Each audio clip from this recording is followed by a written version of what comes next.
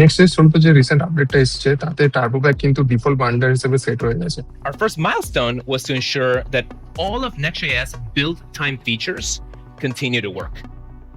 This meant getting the existing suite of 8,266 tests to pass. It's an incredible accomplishment. And today, I'm thrilled to share that TurboPack is the default for all apps on Next.js 16.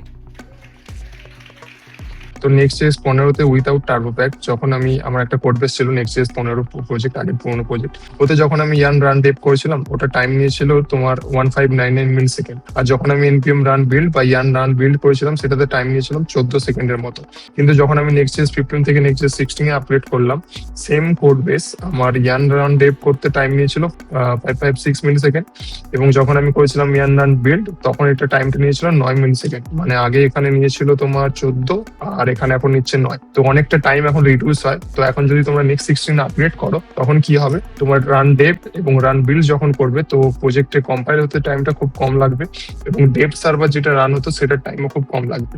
আর তুমি যদি পুরানো web প্যাকের set up নিতে চাও তখন কি করতে হবে, তোমাকে next Dave hyphen web pack, বা যদি ওয়েব প্যাকের সঙ্গে তুমি বিল্ড করতে চাও তখন next build hyphen web pack দিতে হবে। আর টার্বো প্যাক এখন স্টেবল আছে। টার্বো প্যাকে কি হয়েছে, 2.5x ফাস্টার প্রোডাকশন বিল্ড পাবে এবং তুমি 10x ফাস্টার রিফ্রেশ পাবে। তো এটা হচ্ছে তোমার ডেভ সার্ভারের জন্য এবং এটা হচ্ছে তোমার প্রোডাকশন বিল্ডের জন্য।